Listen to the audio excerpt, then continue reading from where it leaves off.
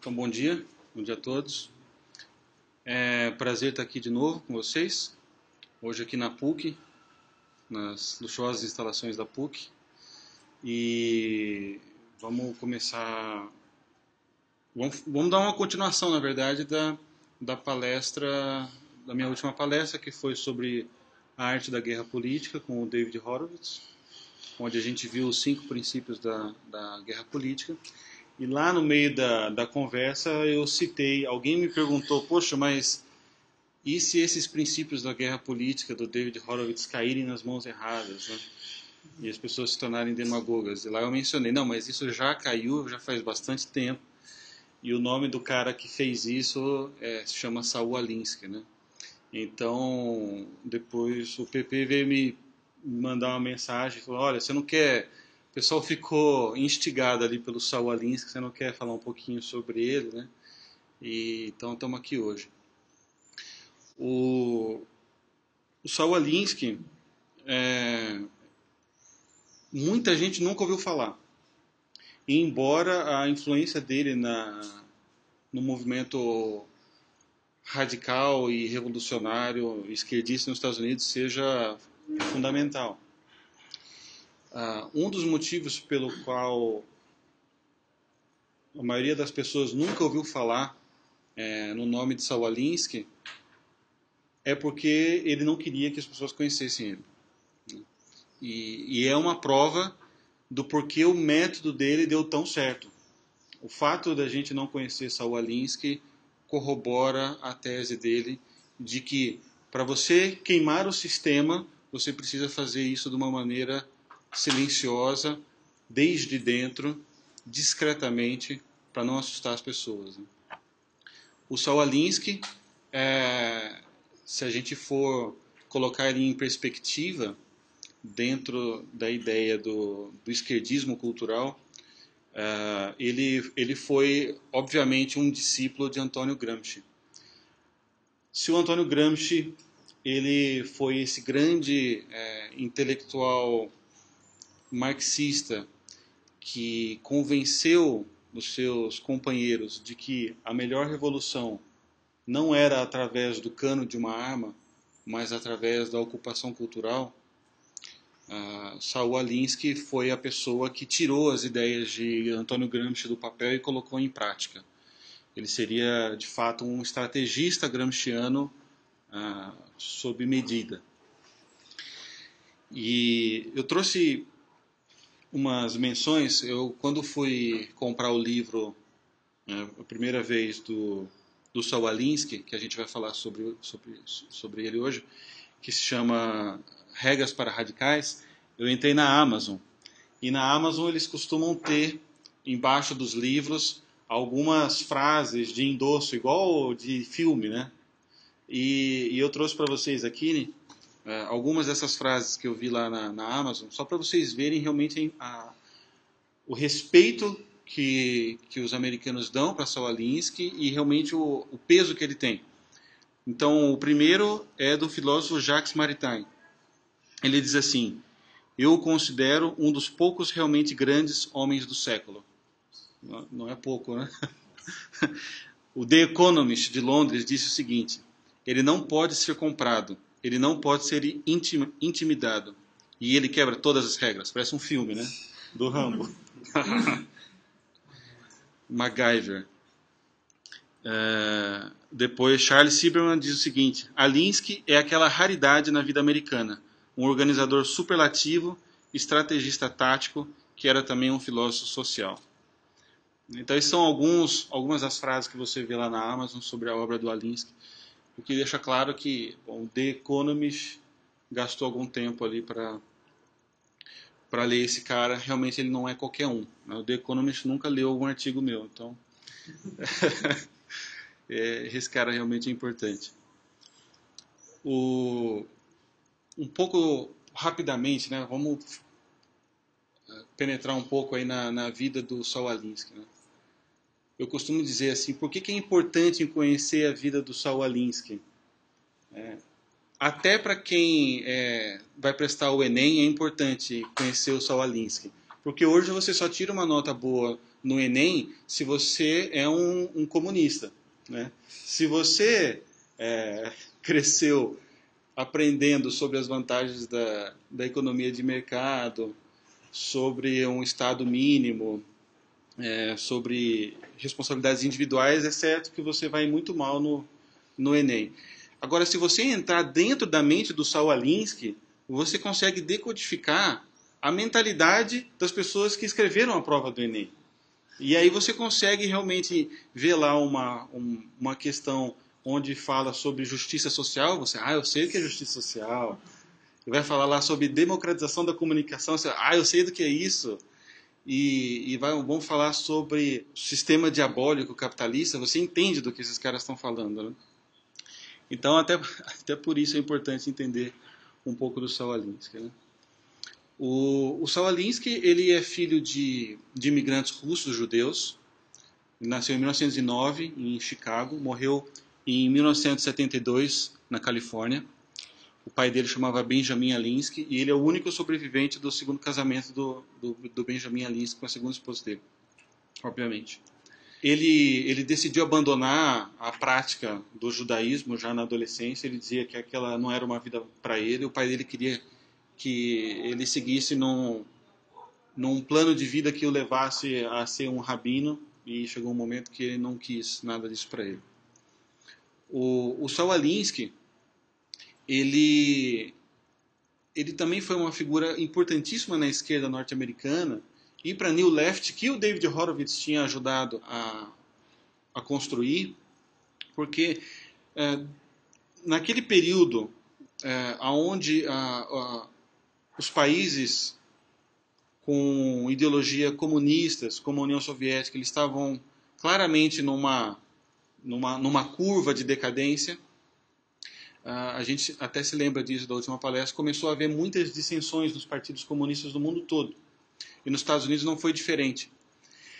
E o Saul Alinsky, ele foi o grande polarizador de todos aqueles dissidentes.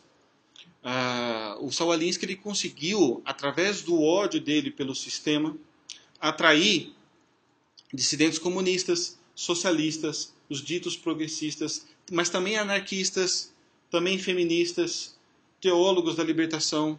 Ele conseguiu atrair em volta dele uma quantidade imensa de rebeldes do sistema que antes o Partido Comunista não conseguia fazer.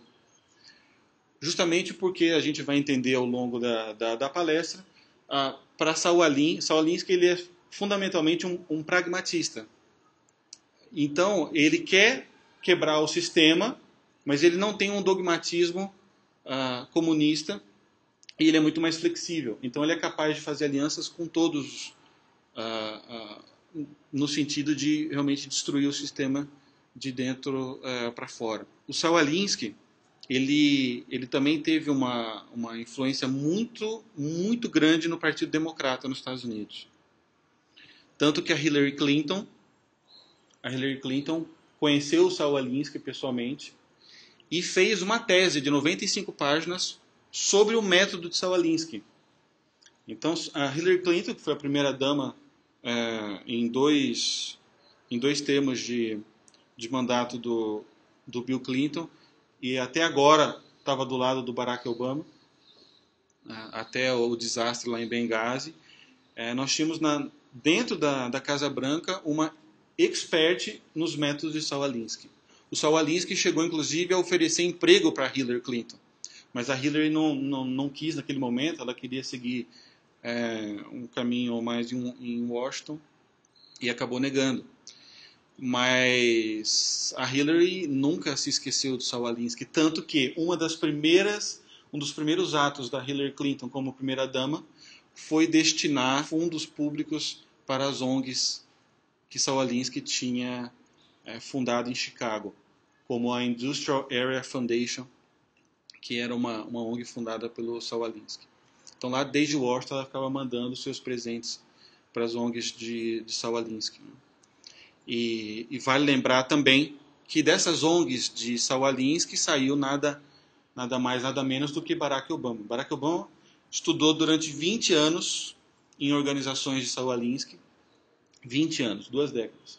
Lá ele foi treinado Ele não recebeu treinamento direto do Saul Alinsky, porque nessa época na época que Saul Alinsky estava no seu auge, o Barack Obama ainda era uma criança, mas durante 20 anos o Barack Obama recebeu treinamento dos discípulos de Saul Alinsky em métodos alinskianos e em ONGs de Saul Alinsky. E depois, antes de ser nomeado como senador pelo Partido Democrata, o Barack Obama também foi advogado de defesa de uma ONG fundada em métodos de Saul Alinsky durante 4 anos, uma ONG chamada Acorn, que a gente vai falar depois um pouquinho sobre ele. Ainda um pouco sobre o início da carreira de Saul Alinsky, para vocês entenderem. Isso é fundamental para a gente entender não só a mente de Saul Alinsky, mas também com uma mentalidade revolucionária.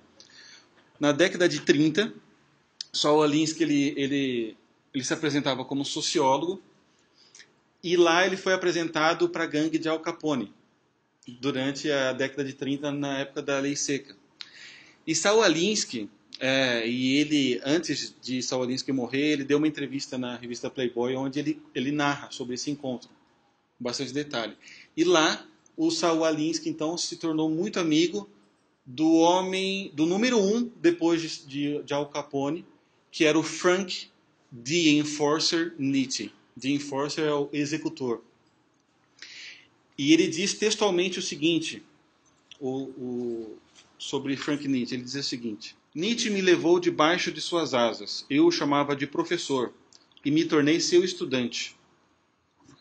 Então, ele ficou durante 2 anos estudando tudo que ele podia sobre a máfia de Al Capone. Ele ficou 2 anos tendo Frank Nitti como seu professor.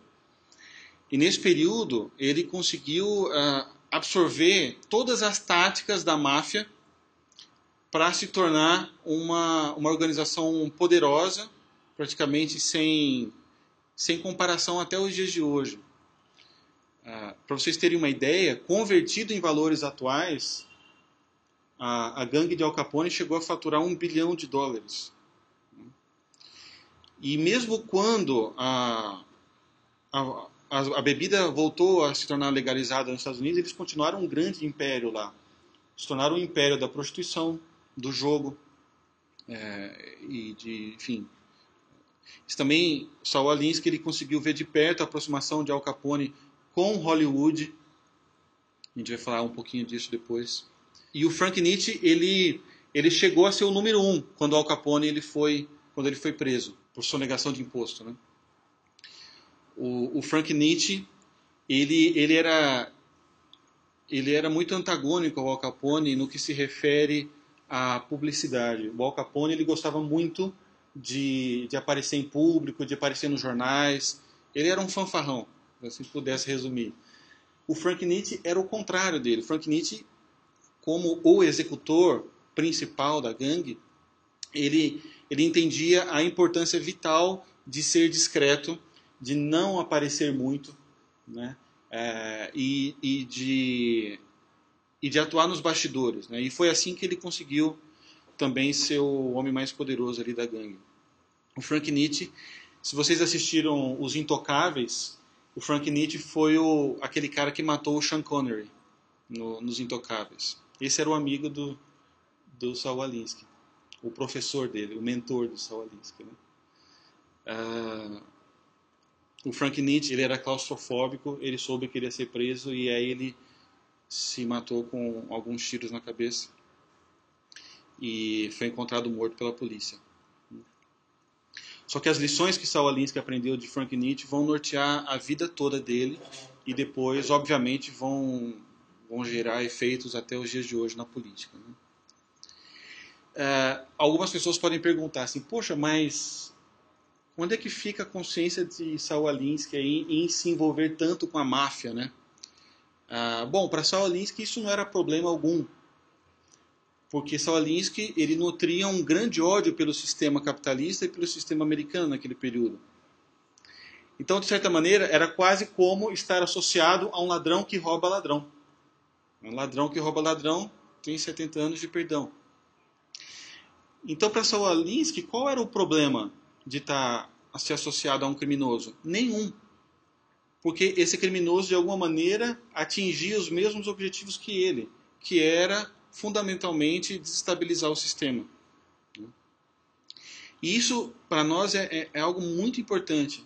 Não é à toa, não é um dado aleatório que a ascensão do esquerdismo radical na política leva junto consigo um aumento da criminalidade. Existe uma grande associação, existe uma grande proximidade entre a criminalidade e o pensamento revolucionário.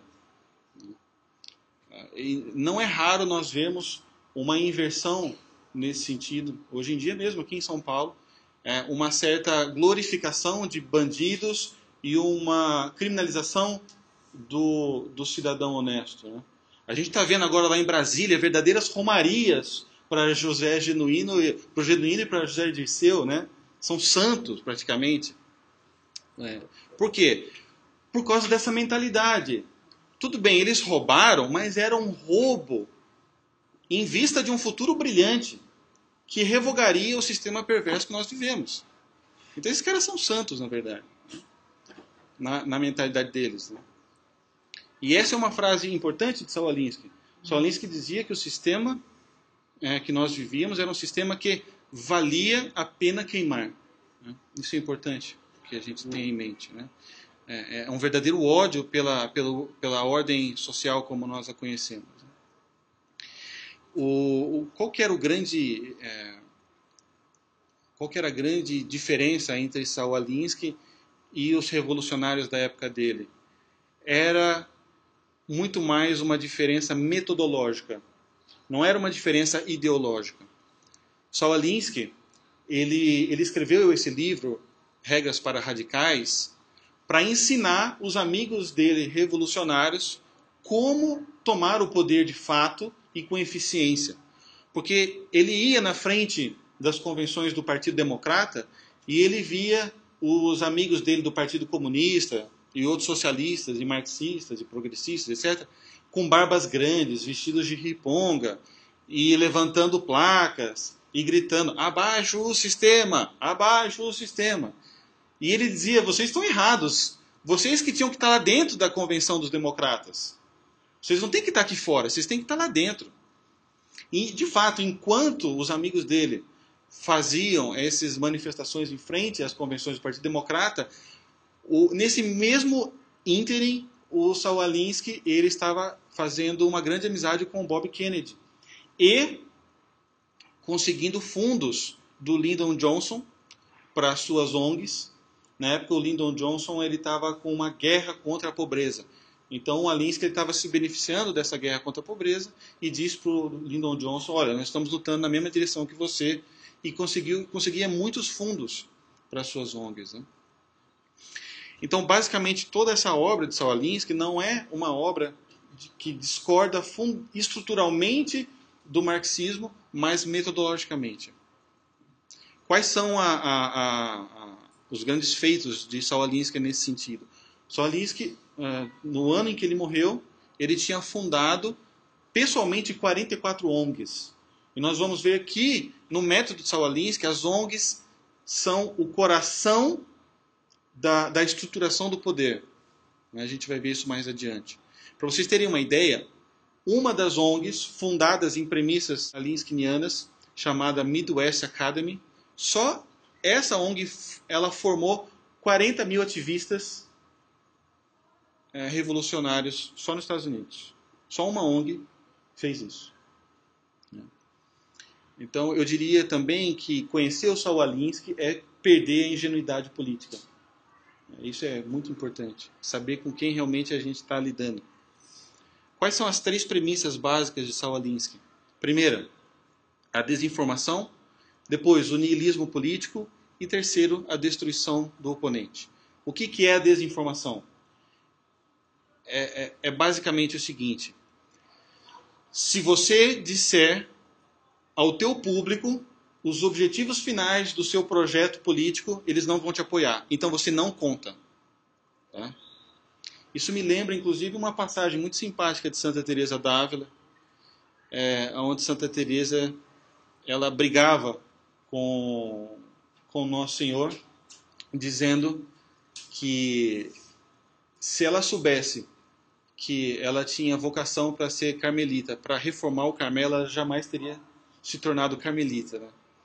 Então é mais ou menos isso aqui. Isso é verdade. Muitas vezes é importante realmente você ter uma fase de grande envolvimento emocional com a sua noiva, né, para que isso de alguma maneira segue um pouco o futuro casamento lá depois dos 20, 30 anos. Porque se você souber realmente as dificuldades do casamento depois de 30, 40 anos, você não vai querer casar nunca, né? Então, olha, isso é muito humano também, sabe?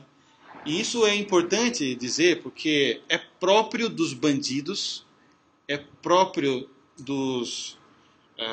de pessoas que são muito boas em extorsão, é muito próprio de batedores de carteira o realismo sobre as reações humanas, né? Um bom batedor de carteira é uma pessoa que se especializou muito tempo em reparar como o ser humano reage em determinadas situações. Uma pessoa que dá golpes na rua, esse cara é muito especialista e muito realista nas reações humanas. Outro dia, inclusive, na Santa Amaro ali já que vai para a internet, eu já vou avisar. Ali na Santa Amaro com a água espraiada, tem um cara muito bom, que ele todo dia lá pelas 8 da noite, ele chega lá, ele chega com camisa, penteadinho, com sapato, e ele bate assim na porta dos carros, fala assim, e ele levanta a mão e mostra uma chave de um carro. Fala, oi, nossa, meu carro foi assaltado, isso aqui você tem R$ 6, R$ 6. E as pessoas vão dando. E como eu sempre vejo esse cara lá, essa semana eu falei pra ele, o cara chegou pra...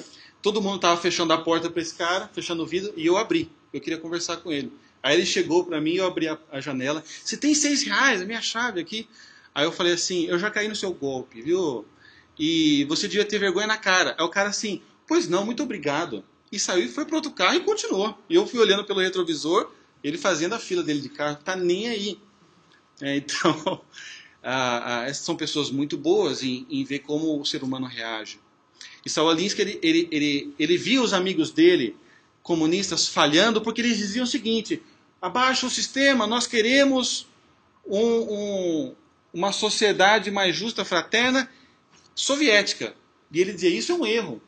Você nunca pode contar para as pessoas o objetivo final das suas ações, porque elas têm medo. As pessoas têm medo de grandes mudanças.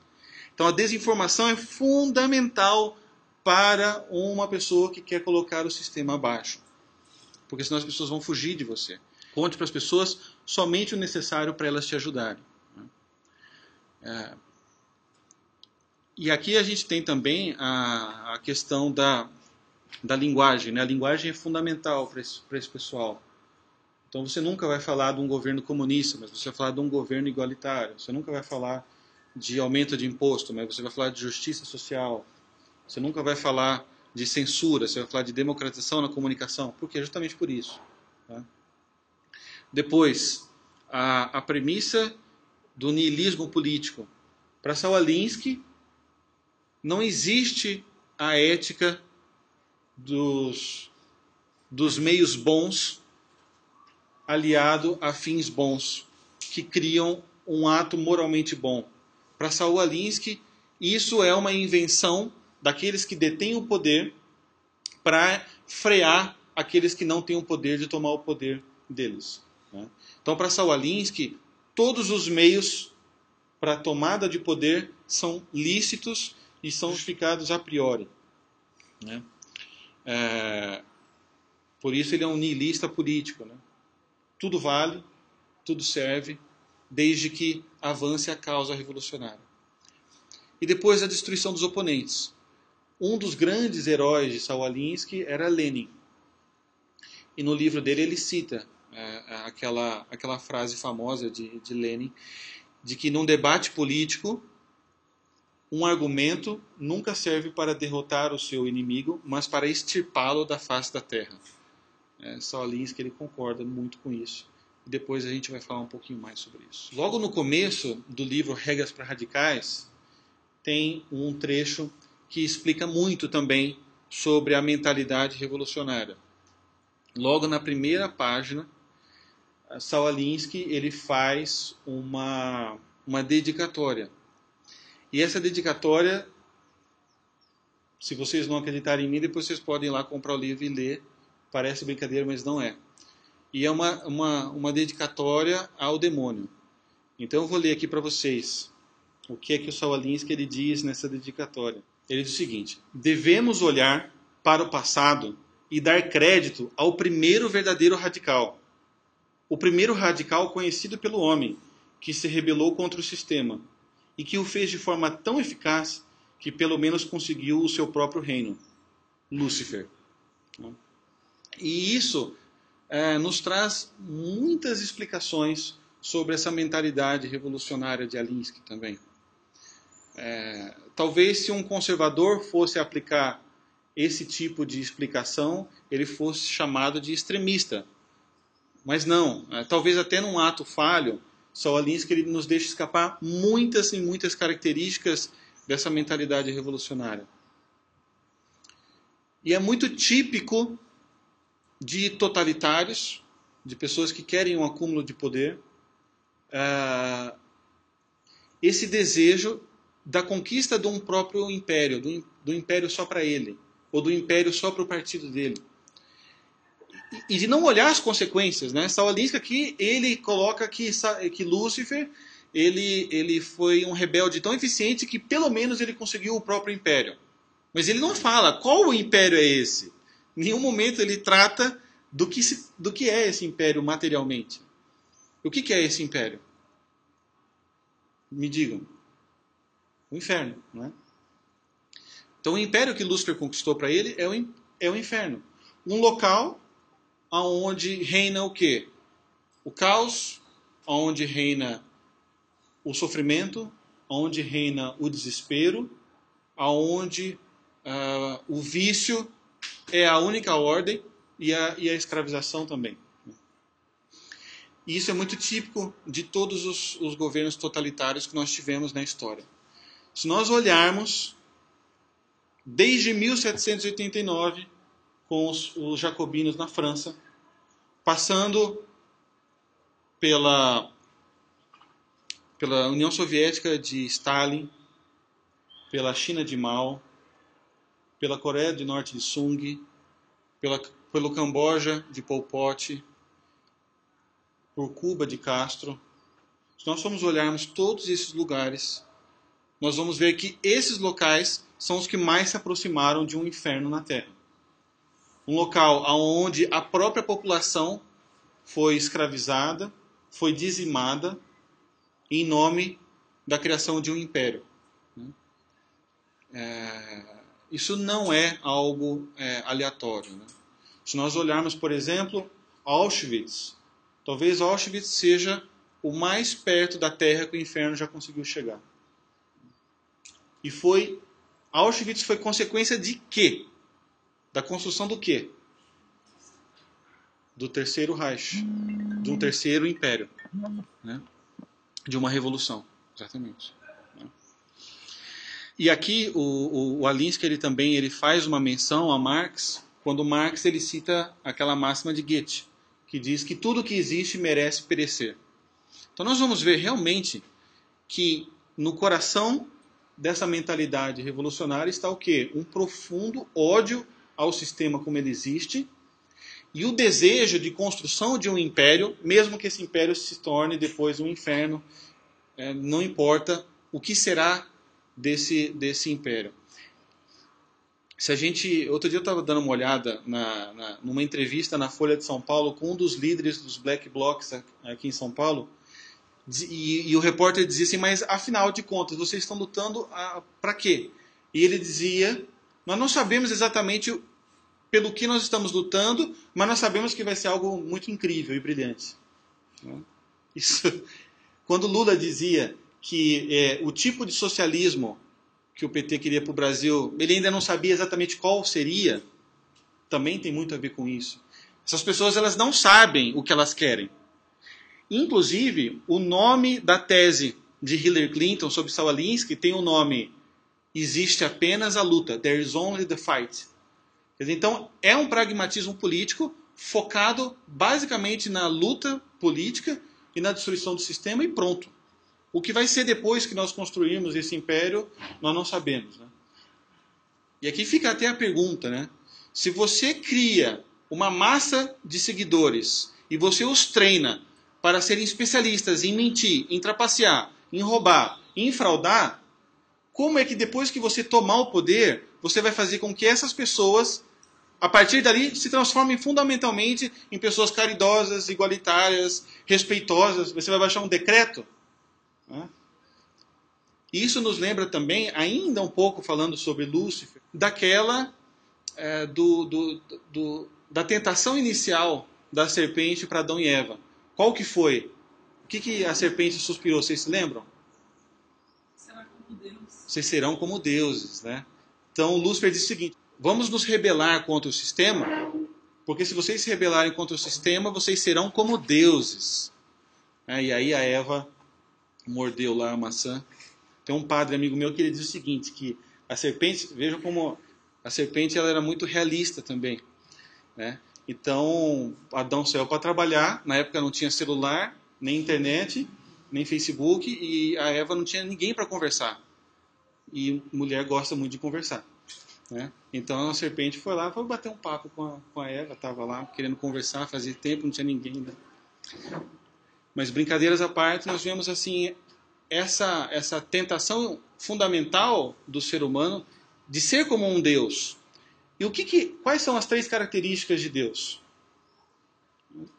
A onipotência, a onipresença e a onisciência. Isso nós vemos, o Estado totalitário, ele tem como desejo último se apropriar dessas 3 características. Olha só esse escândalo das espionagens aí do Barack Obama. Isso é um desejo ou não de onisciência total sobre tudo que as pessoas estão dizendo, escrevendo e falando, né? O pacto social que nossos antepassados fizeram lá atrás com o Estado, para que o Estado os protegesse, empoderou o Estado, materialmente falando, num nível que hoje, os Estados eles têm a hegemonia da violência num nível nunca pensado na história da humanidade, né? Que é a onipotência de destruição. E depois, a onipresença, né? A onipresença, por exemplo, na Europa, ela é muito clara. Você vai no meio do mato, na Espanha, achando, bom, aqui não tem presença do Estado. Aí você vai fazer um xixi lá no meio da árvore e vem um guarda florestal. Isso, na Europa, por exemplo, ela é algo muito marcante. A presença do Estado em todos os lugares, Não que o Estado seja o demônio, não é isso. Mas o desejo de um Estado totalitário vai carregar esse desejo de ser como deuses. E o desejo de ser como deuses também se reflete no desejo da criação de um novo mundo e da criação de um novo homem. E nós vamos ver o que nesse sentido. Por isso que muitas pessoas dizem que por trás do movimento marxista existe uma certa fé no Estado que se traduz por uma religião política. Isso é verdade. Nesse desejo da criação de um novo homem e de um novo mundo, pela essa mentalidade revolucionária, você também tem a tábua da salvação deles, os 10 mandamentos, que é o que? A agenda politicamente correta. Se você não segue a agenda politicamente correta, você não merece estar dentro do sistema e você é expulso do sistema. Fundamentalmente é isso. Então, é muito interessante que Saul Alinsky tenha começado o livro dele fazendo essa dedicatória a Lúcifer. Porque isso nos revela muito da batalha espiritual também que está envolvida aqui. Não é à toa que os conservadores, em sua maioria, são cristãos. Espíritas, judeus, são pessoas que são religiosas. São pessoas que não se colocam no lugar de Deus. E os líderes totalitários, eles sempre vão se colocar no lugar de Deus. Então, continuando um pouco aqui sobre o livro, a gente só está só na primeira página do Saul Alinsky, né? Vocês devem estar desesperados, né? Mas eu prometo que eu vou acelerar aqui. Então, como eu dizia, o Saul Alinsky ele escreveu esse livro para ensinar uma metodologia de tomada de poder para os seus amigos revolucionários. Então, o livro todo dele vai ser basicamente um chacoalhão nos liberais, nos progressistas, até anarquistas, de como eles devem se organizar para a tomada de poder.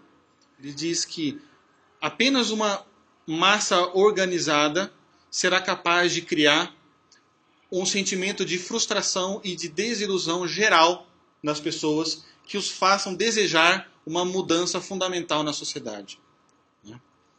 Então, ele diz o seguinte, como um organizador, eu começo com o mundo como ele é, e não como eu gostaria que ele fosse.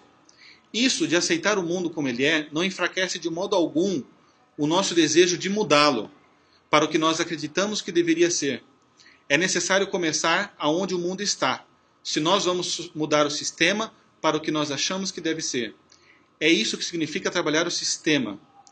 Então, Saul Alinsky, ele é um realista político. Ao contrário dos seus amigos dos anos 30, dos anos 60, ele não vai enxergar o mundo como ele gostaria que o mundo fosse, mas ele vai enxergar o mundo como ele é. E para Saul Alinsky, o mundo como ele é um mundo de corrupção, ele é um mundo de violência, é um mundo maquiavélico. Então ele vai começar no mundo dessa maneira. É claro que isso é uma meia-verdade da realidade, mas é aí que ele se apodera. E é interessante porque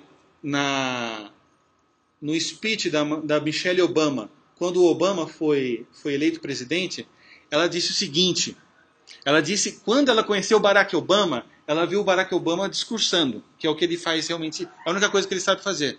E ela viu o Barack Obama discursando e ela disse o seguinte, and Barack stood up that day and he spoke words that have stayed with me ever since.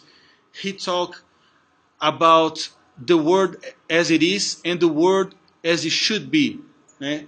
Essas frases não são do Barack Obama, essas frases são do livro do Saul Alinsky.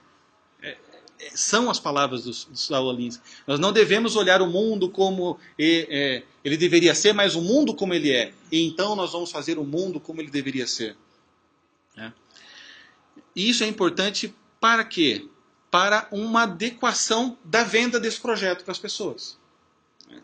Por isso, a torção das palavras, a flexibilização dos termos vai se tornar uma ferramenta fundamental para a venda desse projeto para as pessoas. Né? Então, o Saul Alinsky ele diz o seguinte, qualquer mudança revolucionária deve ser precedida primeiro por uma atitude passiva, não desafiadora, diante das massas. Ou seja, primeiro você precisa vender uma imagem quase poética e muito vaga a respeito do que você quer fazer, para depois que você assume o poder, então você fazer o que você quer. Então, eu vou fazer uma plataforma política falando só sobre mudança, change, yes we can. Ou, por exemplo, agora como o PT está fazendo, já antecipando as eleições de 2014, dizendo as mudanças não podem parar, vamos avançar nas mudanças. Né? Então é um termo muito vago, muito genérico, mas isso prepara as pessoas para um sentimento de que realmente é preciso mudanças, né, na sociedade. Então eu vou endossar pessoas que estão dizendo isso. E isso também, o ministro Barroso outro dia fez uma sabatina também, onde ele disse isso, que toda a tese dele para defender a legalização do aborto em casos de bebês anencefálicos era a mesma para o aborto irrestrito e total até os 9 meses de gestação. Ele admitiu isso. Então, qual que é o método de Saul Alinsky aqui nesse sentido? Desse efeito homeopático das palavras. Você começa com casos... Você sempre vai começar a sua agenda revolucionária através das exceções, através de casos que encerram uma grande dose de emoção, né, onde as pessoas se sensibilizam mais. E aí, uma vez que você abre as portas para aquela mudança, aí você não para mais. Tá? Uma pequena consideração aqui sobre essa questão da linguagem é que Saul Alinsky ele divide o mundo. Ele se diz um não comunista. Mas aqui, quando ele se diz um não comunista, eu entendo que ele é um adepto da mentira e um adepto da desinformação. Então, por que eu tenho que acreditar nele nessa parte, né? Então, quando eu vejo os fatos, eu vejo que realmente ele está querendo me enganar. né? E ele divide o mundo em 3 grupos, que é o grupo daqueles que têm poder, daqueles que não têm poder, né? E daqueles que têm pouco poder e querem mais. Ora, isso não difere em nada da divisão de Karl Marx entre da luta de classes clássica, né? Entre os proletários, os proletariados e os pequenos burgueses. Isso não muda nada a divisão de Karl Marx entre patrício e plebeu, entre servo e escravo. Não muda absolutamente nada. Ele enxerga o mundo fundamentalmente dividido entre pessoas que têm poder, pessoas que não têm poder e pessoas no meio que querem o poder. E qual que é o grande pepino dos revolucionários, e também era para Alinsky? Era esse grupo do meio. Aqueles que têm um pouco de poder e querem mais. Que é quem? A classe média, somos nós. Por quê? Porque a classe média ela é imune naturalmente contra o mito da luta de classes e da imobilidade social. Porque para os marxistas, para os esquerdistas, a economia e a política é um jogo de soma zero. Para eu ter alguma coisa, alguém precisa não ter. Isso é um mito que já foi refutado milhares de vezes. Mas é aí que está. Nós não ganhamos o jogo político refutando racionalmente, porque esses caras estão jogando com a mentira com a gente, né?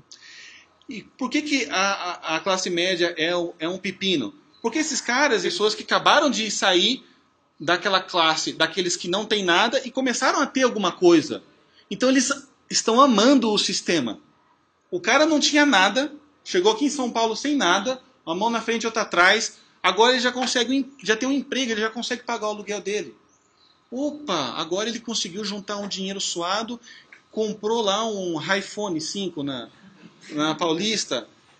Daqui a pouco ele já está com um financiamento de uma motinha. E esse cara vai ouvir alguém falando sobre mudança? Esse cara não quer mudar de modo algum. Ele quer manter o que ele tem. Inclusive foi a plataforma de reeleição do Lula, como a gente tinha comentado, né? Não troque o certo pelo duvidoso. Ele estava falando justamente para a classe média. É claro que naquele momento os revolucionários eram os conservadores. Eles queriam se conservar no poder, né? E por isso que nós entendemos porque Marilena Chaui diz que a classe média brasileira é composta por quê? Que ela falou? Por terroristas, né? A classe média brasileira é uma classe formada por terroristas, por ignorantes, por racistas, fascistas, homofóbicos. Por quê? Porque a classe média para eles é um pepino. Eles não acreditam na luta de classe.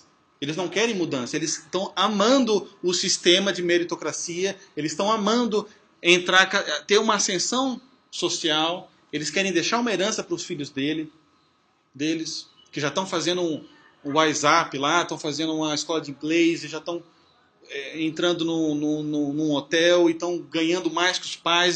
Estão gostando disso. Então eles não querem revolução.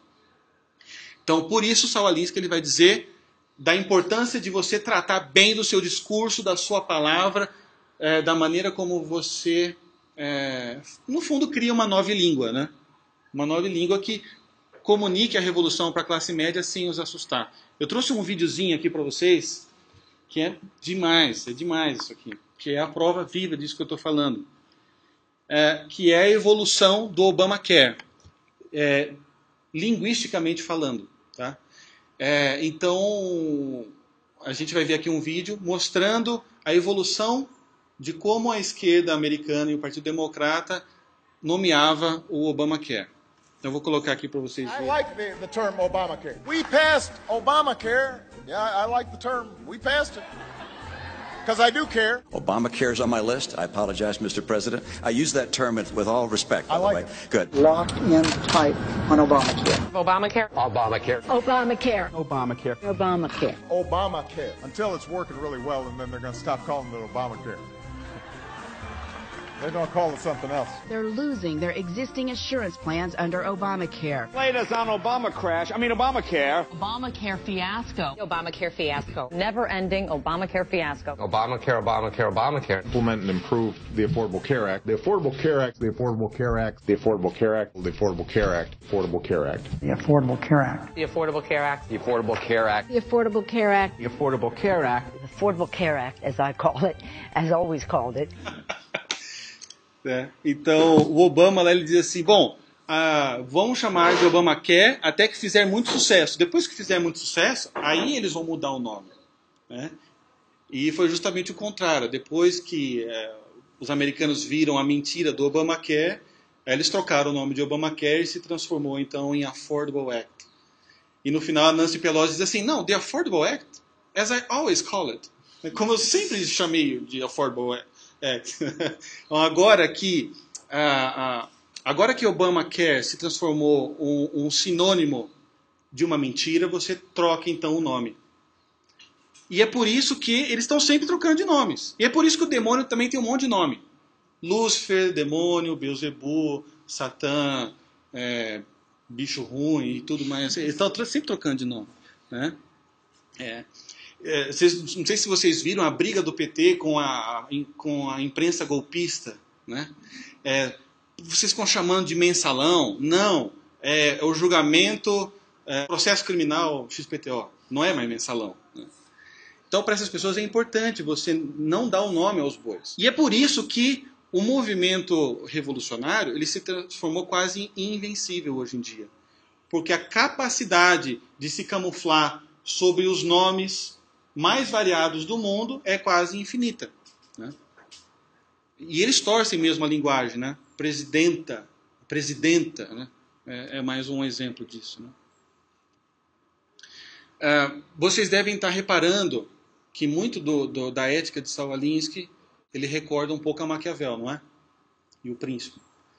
E ele também assume isso. Em um determinado momento do livro ele diz: Maquiavel escreveu o Príncipe para aqueles que tinham poder se manterem no poder. Eu escrevi a regra para radicais, para aqueles que não tinham poder, em como ter o poder. E aqui ele admite, através... É engraçado essa questão espiritual que a gente comentou. Todo o livro está recheado de citações bíblicas. É importante para eles isso. Muito provavelmente também para atingir a classe média. E num dos capítulos mais importantes, ele começa com um epígrafo do livro de Jó, onde diz o seguinte: a vida do homem sobre a terra é guerra. E lá, então, ele dá uma livre interpretação dessa frase que nem Lutero e Calvino poderiam fazer, nem ninguém, nem Mormon ou Edir Macedo. Então, aqui ele cria essa religião nihilista com todas as forças. Né? Ele está vendo que um livro da Bíblia está dizendo isso. Então, qual que é a lógica de Saul Alinsky? Se a vida do homem sobre a terra é guerra, a política faz parte da vida. Então, a política também é guerra. E por que é guerra? Porque é um jogo de soma zero. Se alguém tem alguma coisa que eu não tenho, é porque esse cara roubou de mim. Então eu tenho um inimigo. E eu preciso destruir esse inimigo com todas as minhas forças. Então, para Saul Alinsky, numa guerra, vale tudo. Eu estou tendo aula de inglês com um cara bem curioso. Esse cara, ele era um mariner na Inglaterra. Ele está no Brasil. É bem gringo mesmo, usa essas camisas floridas. Ele já está há 2 anos, mas ainda está desse jeito. E ele lutou em 2 guerras. E ele me diz uma vez ele me disse uma coisa que me fez entender muito a mentalidade de Saul Alinsky. Ele diz o seguinte, que lá na guerra, se você está na linha de frente e você vê alguma coisa se mexendo na linha de fronte, você vai matar esse cara. Você vai atirar. Porque o risco de você morrer libera um instinto de sobrevivência que se impõe à ética. E ele diz o seguinte: eu prefiro ter remorso quando eu for velhinho, lá na minha cadeira de roda com isca, e lá eu vou ter remorso. Todas as pessoas que eu matei injustamente. É horrível falar isso. Né? Mas isso revela muito desse pensamento de guerra. Então, mate politicamente primeiro o seu oponente, depois você vai ver se era para fazer aquilo ou não. Então, quando a gente vê a aliança do PT com os seus principais inimigos de carreira, nós entendemos isso.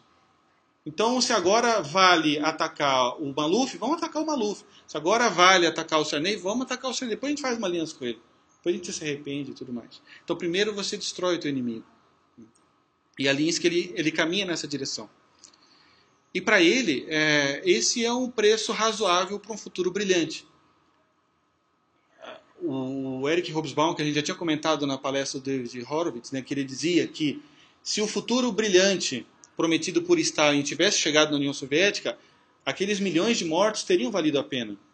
Hobsbawm também tem um livro dele, onde ele vai narrando a história da máfia italiana, onde ele também chega bem próximo disso. Ele dizia o seguinte, que as máfias italianas, elas nasceram de uma necessidade de guerra. Aquelas pessoas se sentiam injustiçadas pelo sistema, então eles começaram a tomar de volta, através dos capo-regimes. Né? E isso faz todo sentido quando a gente lembra também Saul Alinsky na gangue de Al Capone. Né? E é daqui que ele vai tirar boa parte das regras para obtenção de poder que a gente vai ver daqui a pouco. Né? Aqui também a gente vai ver uma satisfação na destruição do sistema muito grande. Para vocês terem uma ideia, o Barack Obama, quando ele foi advogado daquela Acorn, que chegou a ser a maior ONG americana, com milhares de afiliados, a Acorn foi uma ONG que ela tinha um faturamento milionário anual, ele recebia fundos do governo, e depois ele foi fechada, a Acorn. Por quê? Durante a época do Barack Obama, lá como advogado de defesa. A Acorn foi acusada e depois foi comprovada toda uma tática de fraude de eleições municipais na região onde ele estava instalado. O maior escândalo eleitoral da história dos Estados Unidos aconteceu justamente numa ONG de Saul Alinsky, onde o Barack Obama ele estava agindo como advogado de defesa. Mas se você perguntar, essas pessoas que foram pegas nessa fraude eleitoral, elas sentem algum remorso? Eles não sentem nenhum remorso. Por que eles não sentem nenhum remorso? Assim como nós vemos agora, por exemplo, as moções de defesa do PT pelos mensaleiros, existe um orgulho, uma satisfação na criminalidade dessas pessoas. Por quê? Porque para eles estão fraudando um sistema que já é uma grande fraude. Então não é errado na mente deles. O sistema eleitoral, como ele já é uma fraude. Então eu colocar um amigo meu no poder que vai trazer um futuro brilhante é um dever.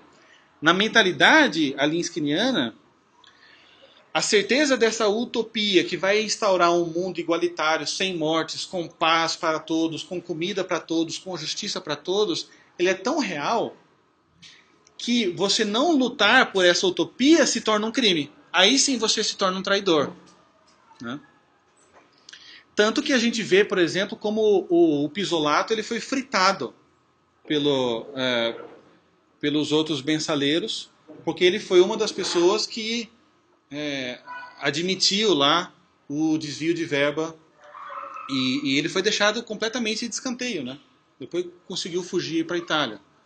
E foi considerado quase um traidor.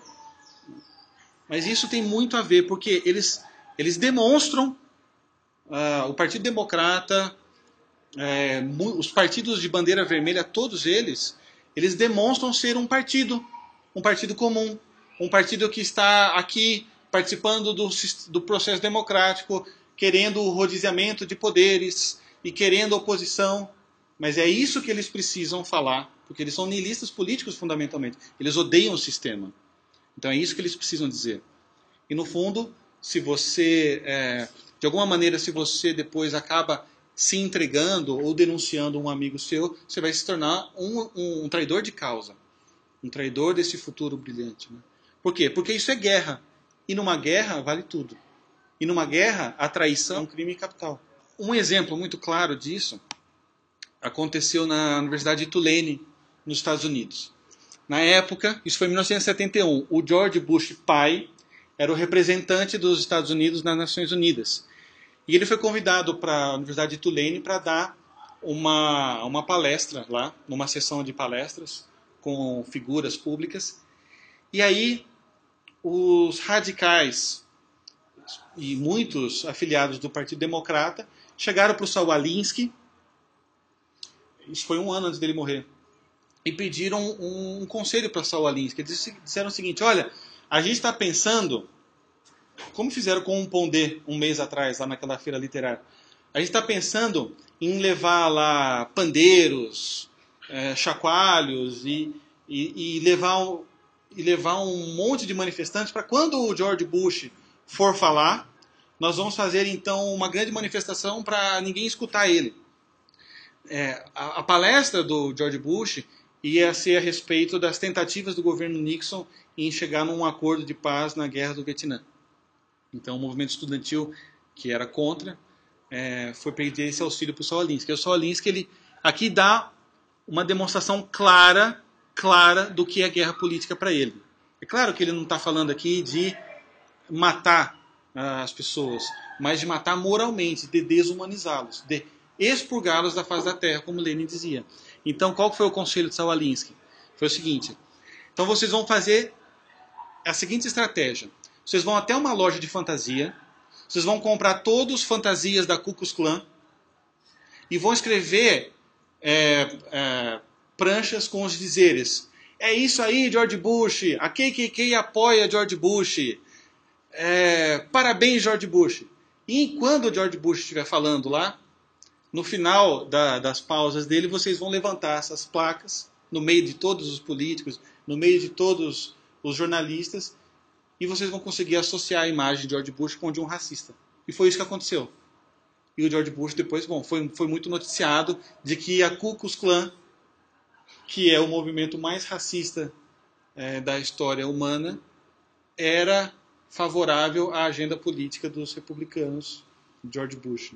Então, esse é o tipo de mentalidade que nós estamos falando aqui. Né?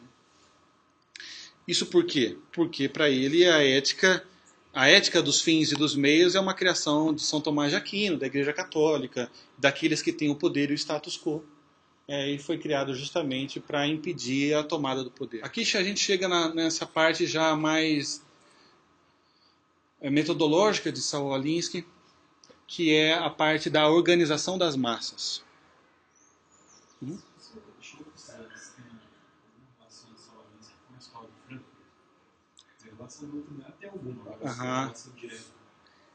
Eu não sei se tem alguma ligação direta com a escola de Frankfurt, mas é muito possível que tenha. Porque nos livros de Saul Alinsky ele vai citando um monte de heróis para ele, e todos esses heróis se cruzam. Então ele considera Fidel Castro um campeão da liberdade, ele cita muito Lenin. Eu não me recordo de lembrar alguma citação dele da escola de Frankfurt, mas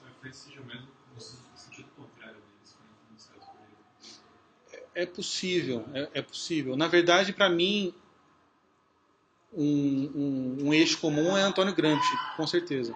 Né? Antônio Gramsci, com certeza. Aqui tem vários. Né? Ouvi dizer, não sei. Um deles que é o PT. Aham. É um rapaz bem baixinho, assim.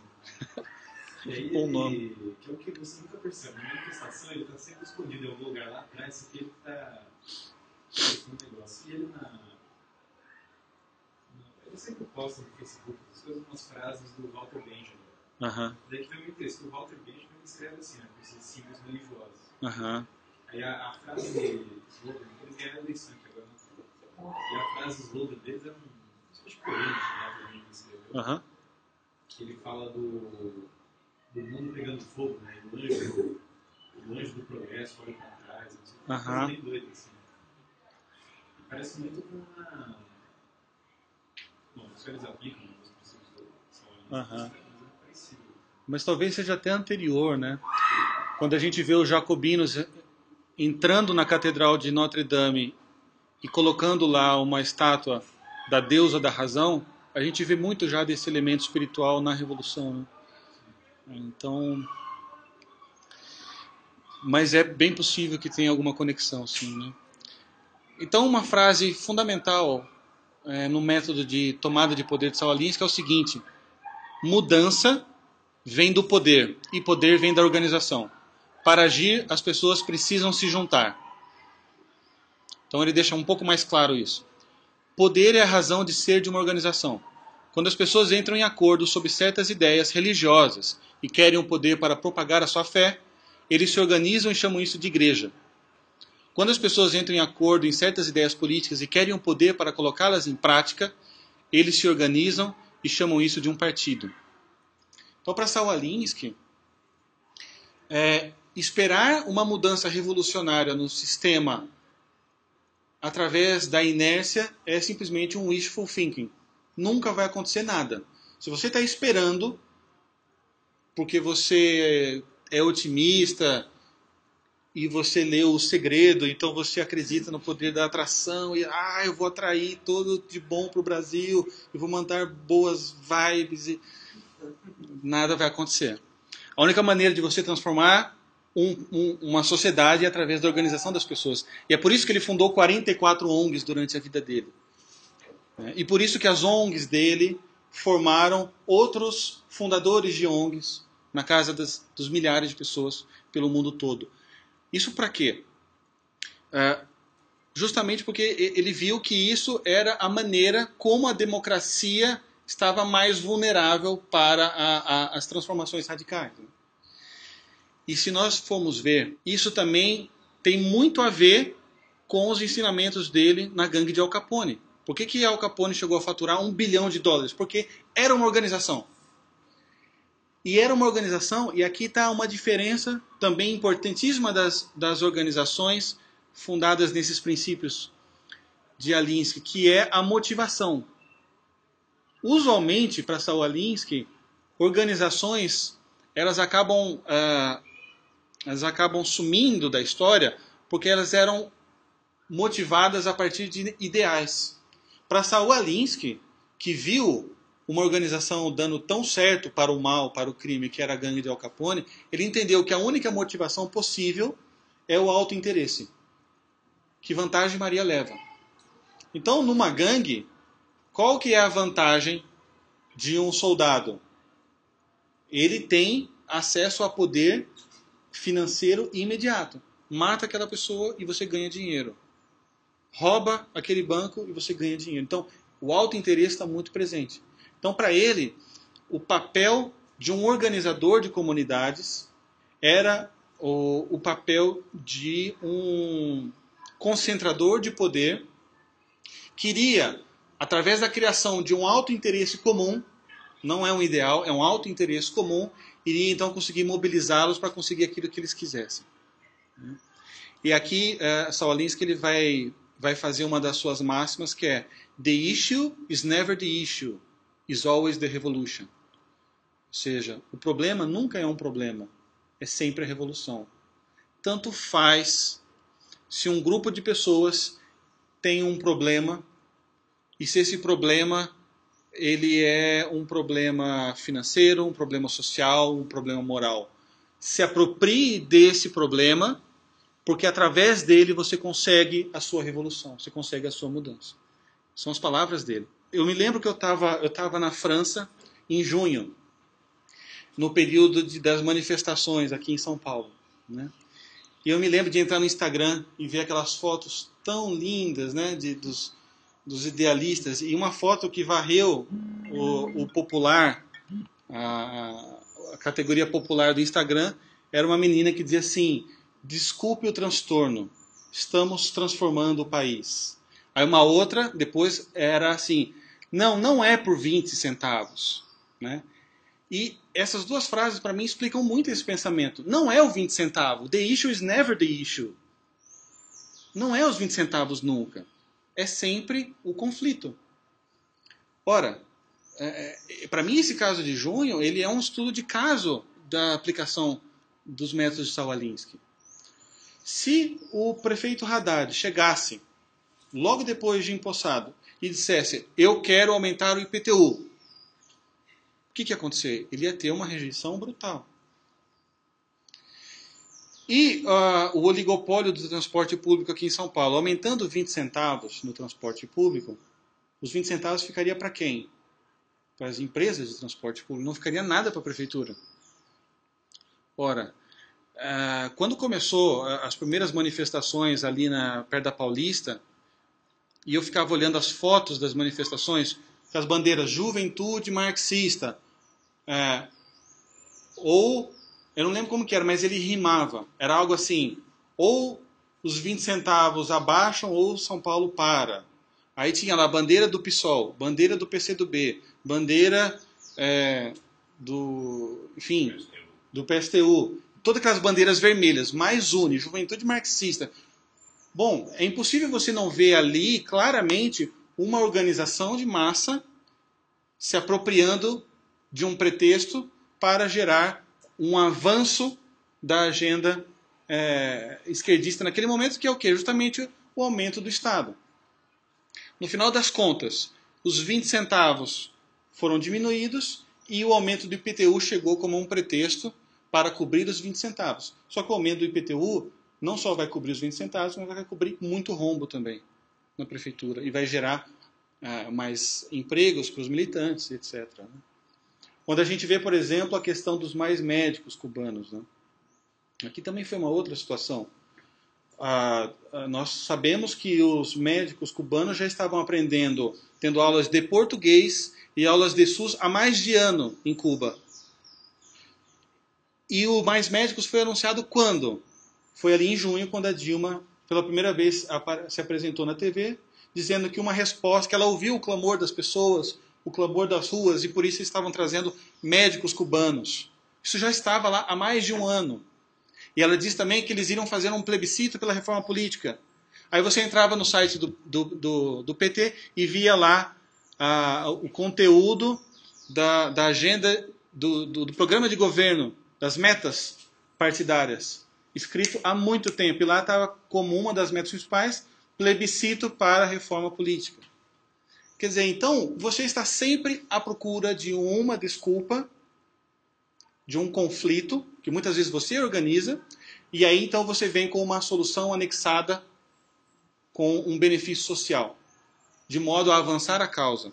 Isso é puro método de Saul Alinsky. Tá? Posso pedir? Uhum. Isso está na retórica grega.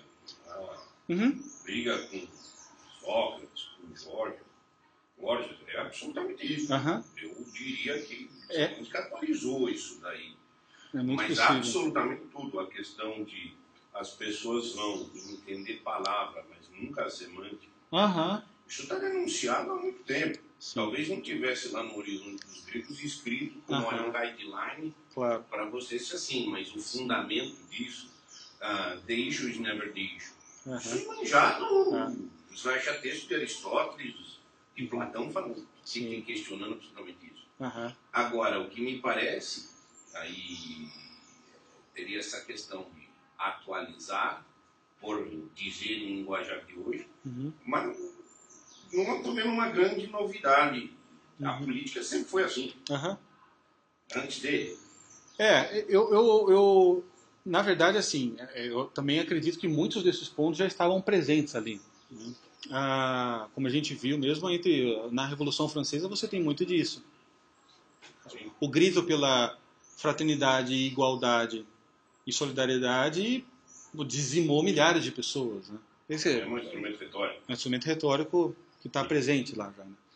Mas nos Estados Unidos você teve uma mudança drástica. O Partido Democrata Republicano não era tão diferente assim. Bom, a gente está celebrando agora 50 anos da morte do Kennedy, né? O Kennedy foi um grande estadista. E o Kennedy não comungava dessas ideias. E estava no Partido Democrata. Então a gente vê realmente, assim, ali houve um break-even, ali teve uma divisão de águas muito grande. E você teve eu acho que a contextualização de todo esse mundo, de todas essas estratégias para o movimento dirigido à tomada de poder, ele acabou ganhando ganhando um fôlego completamente novo, né? E depois ele foi ser usado também para para ocupação de postos nas universidades, na imprensa, perfeito. em toda a cultura. Você um grande valor da mentoria específica dele naquele contexto. Isso, sem dúvida. Mas como um fluxo teórico. Não, ele não é um inventor.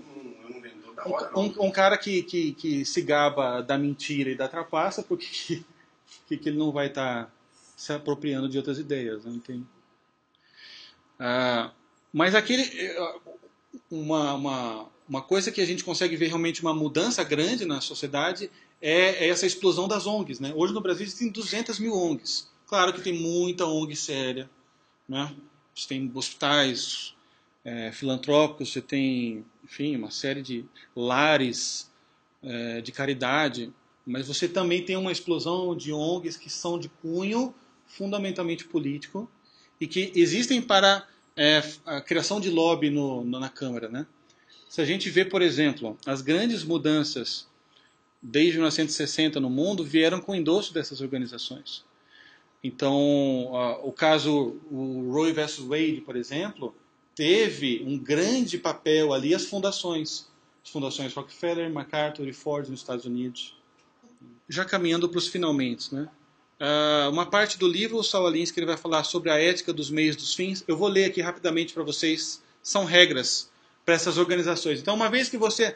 vai ter uma desapropriação de terra aqui numa favela. Então, vai até lá, organize essas pessoas e ensine a eles o conflito e essa ausência de ética para a conquista do poder.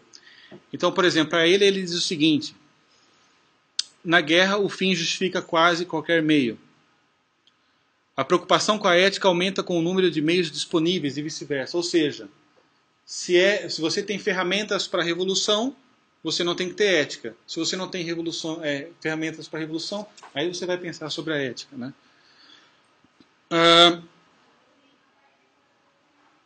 A moralidade dos meios dependem do quanto os meios estejam empregados em um momento da derrota iminente ou vitória iminente.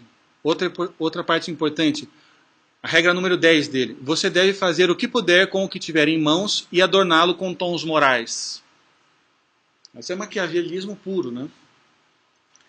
E aqui ele cita, inclusive, nessa parte, ele cita um trecho de Lenin. Lenin diz o seguinte: os capitalistas vão nos vender a corda que nós vamos usar para enforcá-los. E ele cita também, por exemplo, a tática de Gandhi, né? Então, Gandhi também, ele segundo Alinsky, ele se adornou de uma áurea pacifista porque a Índia, naquele momento, estava completamente desarmada. Nas guerras seguintes, a Índia já tinha as armas e então não teve pacifismo nenhum, né? Então, quais são as suas armas disponíveis? Aqui que faz parte daquele realismo. Eu vejo o mundo como ele é. Então, por exemplo, o Genuíno e o Dirceu vão ser presos, não tem jeito. Mas como eu posso adornar isso de tons morais? Eles são heróis. Eles são vítimas. Eu vou capitalizar em cima de qualquer situação. Então, isso é interessante também nas manifestações de junho. Começaram com grupos esquerdistas. Depois a classe média foi até as ruas, começou a rasgar bandeiras vermelhas, começou a queimar bandeiras vermelhas e começou a nomear os políticos no poder. Qual que foi a ação, então, de catraca livre, de black blocs e afins? Nós estamos saindo das manifestações porque está ficando muito violenta. Né? Aí depois que a classe média voltou para casa, eles voltaram para as ruas. Né? Então, olha, não interessa a situação, você vai adornar de tons morais. Né? Regra 11, importante: os objetivos devem ser verbalizados em termos gerais, como liberdade, igualdade, fraternidade, do bem-estar comum, busca da felicidade ou pão e paz. Né? Então, basicamente, a tática de Saul Alinsky para o organizador de comunidade é tirar qualquer resquício de idealismo e de ética, da ética, digamos, cristã dessas pessoas, racionalizar o livro dele todo é uma grande racionalização para a destruição do sistema, né? Mostrar como eles são os oprimidos, os injustiçados, e que é preciso que realmente eles vão para a guerra política para instaurar o reino da liberdade, né? E depois você entra nas 13 táticas para o poder, que é a parte mais famosa do Saul Alinsky, que eu vou ler aqui para vocês. Então a primeira regra: poder não é apenas o que você tem, mas o que o inimigo pensa que você tem. Aqui entra todas as táticas dos boicotes, né? Então, e ele conta no livro dele alguns exemplos que ele deu para os amigos dele na época, né? Então ele conta, por exemplo, de uma grande rede varejista que eles queriam fazer uma manifestação contra aquela rede varejista. Então, lá na fundação dele, ele ensinou a toda aquela massa de pessoas a fazerem compras por telefone da rede varejista, e depois, quando eles recebessem a mercadoria em casa, eles iam renegar o produto, gerando um enorme prejuízo não só para a rede varejista, quanto para todas as empresas de logística. Então, você cria a estratégia e depois você deixa vazar. Uma vez que isso vaza, você consegue o que você quer. Ele conta, por exemplo, de um outro blefe. Isso na prática é uma técnica de blefe que ele deu para... Eles queriam fazer uma manifestação contra uma orquestra sinfônica, né? E aí ele aconselhou que comprassem 200 assentos reservados para negros naquela orquestra, e 1 hora antes do início do concerto, todos aqueles 200 negros tinham que comer 1 quilo de feijão. E quando eles chegassem então na orquestra, eles iriam passar todo o concerto com consequências gasosas. E depois aquela orquestra seria conhecida como a orquestra da flatulência. E pronto, aí você destruiu a reputação daquela orquestra. Então, esse é o tipo de tática dele. Depois, a tática número 2. Nunca vá além da experiência da sua comunidade. Isso explica muito do insucesso, por exemplo, dos republicanos e dos direitistas também, no Brasil e nos Estados Unidos. Se você é um branco rico falando em nome de negros pobres, você está indo além da experiência da sua comunidade representada. Então você não vai gerar identificação nenhuma, né? E isso em debate político é vital. Você nunca pode ir além da experiência da sua comunidade. Você tem que ficar... Então, essa é uma regra que ele coloca para um organizador político: deve respirar, comer e viver a experiência da sua comunidade. Nesse momento, ele está pronto para a tomada de poder. Depois, sempre que possível, fuja da experiência do seu inimigo. Isso é claro, né? Então, num debate político, na tomada de poder, eu vou sempre falar do que o outro não sabe e do que a minha comunidade sabe. Então, isso eu ganho coesão com a minha comunidade e eu balanço o meu inimigo. Depois, para mim essa é a mais importante: faça o seu inimigo sucumbir pelo seu próprio livro de regras. O que isso significa? Saia caçando incoerências no seu inimigo. E aqui eu fiquei muito satisfeito de ver, por exemplo, a direita brasileira usando essa 4ª regra de Saul Alinsky contra os esquerdistas pelo Rodrigo Constantino, agora no livro dele A Esquerda Caviar, que é uma compilação de esquerdistas que não vivem sobre o seu próprio livro de regras. Então, lá nesse livro, o Rodrigo Constantino vai mostrar grandes líderes da mentalidade revolucionária, vitimista nos Estados Unidos, como a Oprah, por exemplo, que é uma das mulheres mais ricas dos Estados Unidos e que destrata todos os seus funcionários. E, no entanto, ela fez a vida em talk shows, onde ela está lá sempre consolando as minorias, os pobres e as vítimas, né? Então isso é um exemplo claro de fazer o seu inimigo perecer sobre o seu próprio livro de regras. Uma vez eu vi uma entrevista do Michael Moore, por exemplo.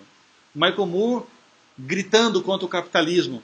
Aí o jornalista pergunta assim, tá, mas você está aí falando para queimar o capitalismo, o que você tem de alternativa? Aí ele diz, olha, Jesus Cristo foi socialista, eu acho que cristianismo é ser socialista. Aí você digita lá no Google, Michael Moore's House, aí você vê lá uma mansão faraônica, né? Então socialismo com o dinheiro dos outros, tudo bem, né? Então essa é a quarta regra de Saul Alinsky. Muitas dessas regras deveriam ser usadas pelos conservadores. Quinto, o ridículo é a arma mais poderosa do ser humano. Ridicularize o seu inimigo. Essa também, desde 1789, vem sendo usada muito bem. Contra católicos, por exemplo. Né? Então a gente vê muitas vezes católicos e conservadores tendo muito medo de se expor em público com medo do ridículo. Com medo de ser chamado de misógino, sexista, homofóbico, obscurantista, o que for. Esses rótulos são criados sob medida para neutralizar o inimigo. Isso é uma coisa que o Olavo de Carvalho fala muito, né? Uma vez que você perde o medo de ser ridicularizado, você tira a principal arma do seu inimigo na batalha política. Por exemplo, no Facebook tem alguns exemplos bons agora, surgindo. Tem uma página que chama Passando um Trotsky. Vocês já viram? Passando um Trotsky tem lá 70 mil seguidores e é basicamente a tática da ridicularização usada contra comunistas. Né? Tem um outro que é o General Gatinho Comunista, onde o General Gatinho Comunista faz lá vários apelos contra os cães opressores. Né? Então ele fala sobre a guerra entre gatos e cachorros. Tem lá uns posts bem divertidos mostrando eles cachorros presos, e aí tem uns títulos assim, justiça social e tal. É a tática da ridicularização. Tem um outro muito legal que chama Comunista de Rolex. Essa página também é bem divertida, mostra o fascínio dos líderes comunistas por Rolex, né? Tem um outro que é o meu professor de história mentiu para mim. Tem vários, muito bons, que trabalham bastante isso. Né? Eles trabalham tanto a ridicularização contra a regra anterior, como a regra anterior.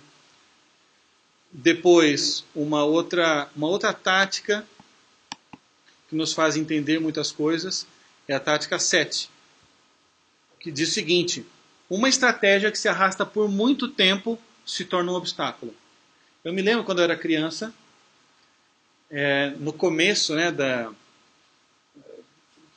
estava, sei lá, no primeiro, segundo ano, terceiro, não lembro.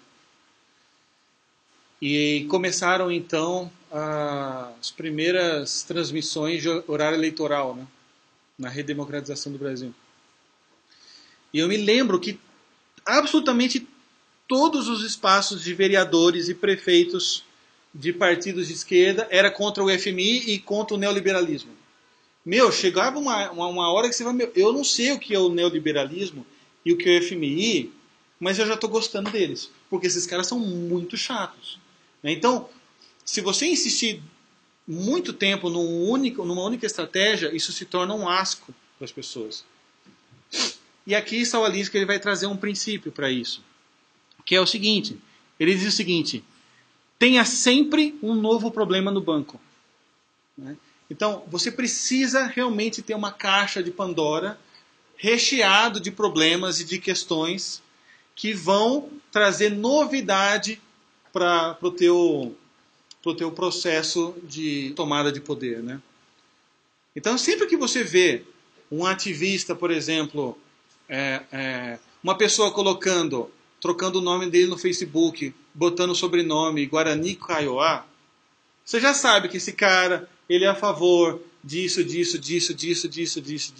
daquilo. Sempre vem junto, é tudo em pacote, né? É igual quando você pede batata frita em lugar não muito bom, que você pega uma batata e vem 8, assim, sempre vem em bloco, né? Então, para ele, isso é importante não só para você dar vitalidade para o teu movimento, mas também ele explica a necessidade de você ter muitos e muitas ONGs. Então você tem que ter ONG de tudo, a respeito de todos os assuntos, e essa máquina toda vai depois atuar a seu favor. E vai gerar também um efeito cumulativo na mente das pessoas de que, caramba, o mundo tem tanto problema, né? Eu preciso realmente... eu não vou fazer nada para mudar o mundo, mas também não vou me opor a quem queira mudar. Né? Isso é importante. 8. Oitava tática. Mantenha a pressão com diferentes táticas e ações e utilize todos os eventos do período para o seu propósito. Aqui é um pouco daquilo que a gente já tinha falado das manifestações de junho. Né? Não importa o que aconteça num período, você vai tirar proveito de todos eles. Aí você mente à vontade, faz o que você quiser, coloca adornos morais e pronto. Tática 9, que remete à primeira. A ameaça geralmente é mais aterrorizante do que a coisa em si. Isso é uma coisa que eu acho que conservadores de direita deviam aprender um pouquinho. Então é o seguinte, se vocês vão invadir uma entrevista do Pondé e não vão deixar ele falar, então eu preciso também, eu não posso deixar isso grátis para eles. Eu tenho que dizer, olha, na próxima entrevista do Pondé, a gente vai estar aqui com câmeras, vamos filmar todos vocês e vamos colocar depois no YouTube e vamos taguear quem são vocês que estão fazendo essa baderna. Aí você disser, não, a gente então coloca capuz, então leva ovo e taca ovo nesses caras. Você tem que ter algum tipo de payback aí. Né? Não é possível simplesmente você ser humilhado e derrotado publicamente o tempo todo. Até porque nós somos maioria. Né? E eles usam muito bem, sabendo que a maioria é composta de cristãos e que cristãos dão o benefício da dúvida, eles usam o benefício da dúvida contra a gente. Né? Então, a 10ª tática.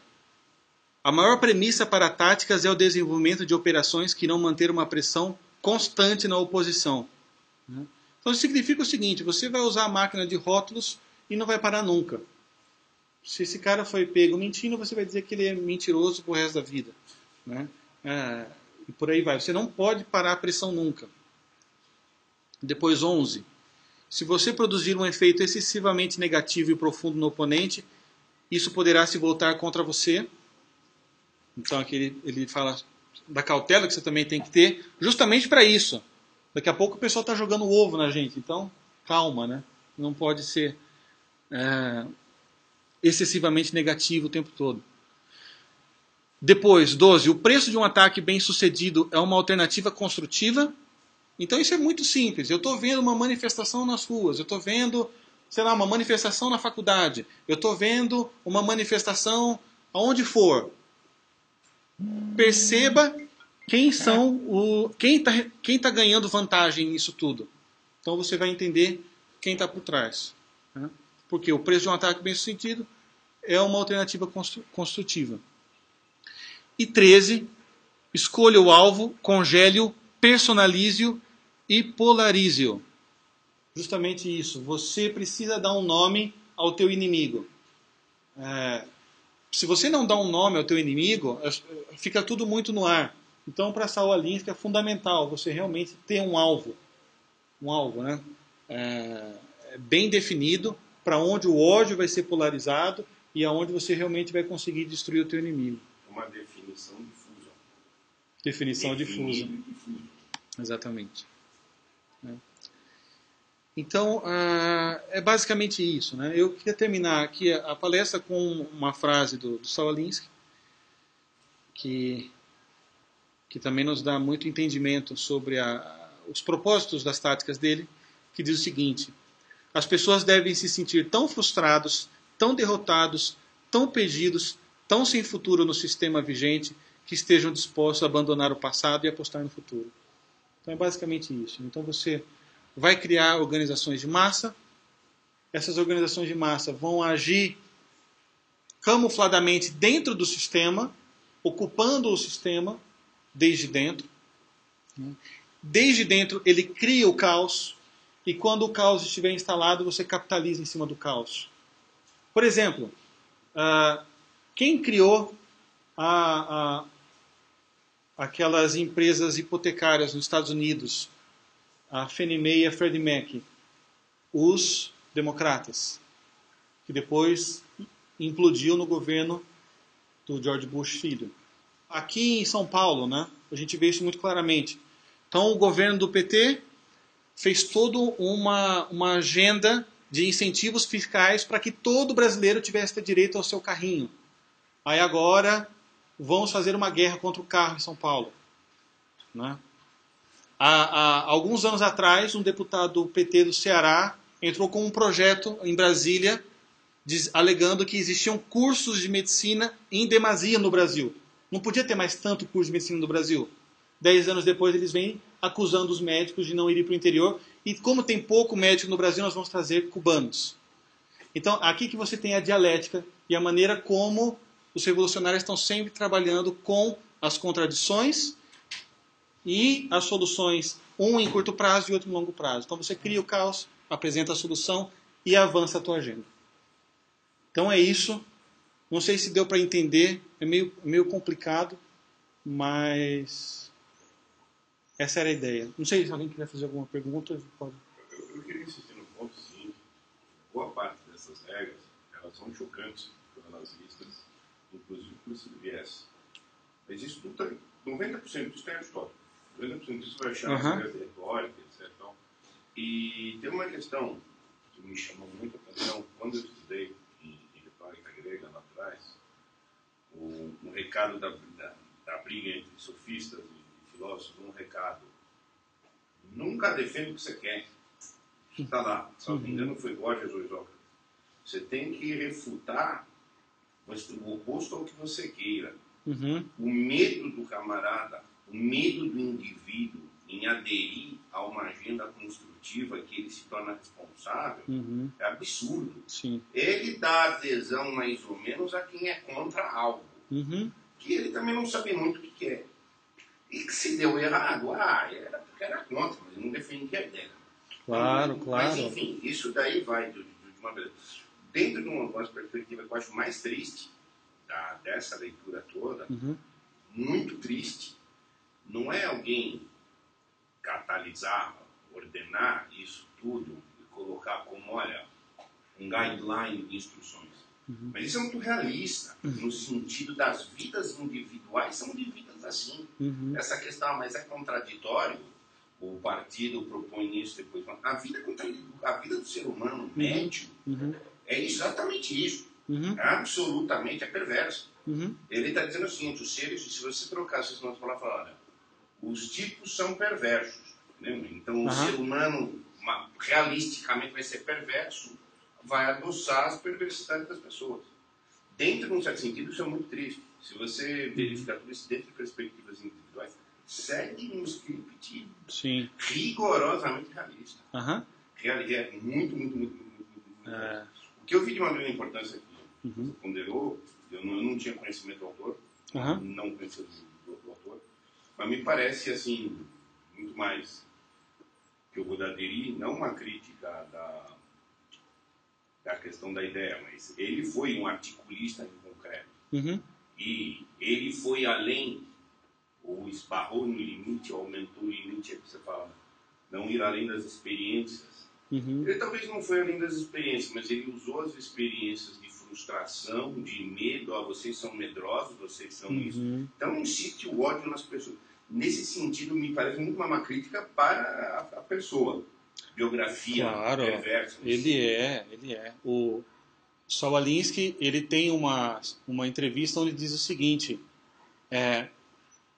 eles me chamam de rebelde desde que chamem, porque eu sou um agitador. E o propósito dele é criar agitadores. Né? Por isso que ele faz uma dedicatória ao primeiro agitador, que foi Lúcifer, a quem ele presta sua homenagem.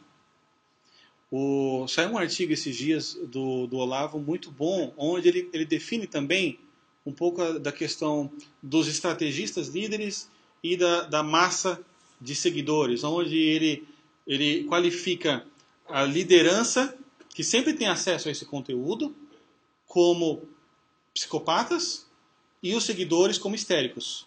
Os histéricos, eles não sabem o que os psicopatas sabem, mas eles são instigados a agir pela emoção o tempo todo. Então você vai ridicularizar, você vai gritar, você vai chorar, e você vai ensinar todo mundo a entrar em conflito. Por outro lado, os psicopatas, eles são seres humanos normais. Eles pensam, raciocinam, mas eles são isentos de emoção. Eles não têm emoção, eles não têm empatia humana, a mesma, né? Então eles não têm arrependimento nenhum.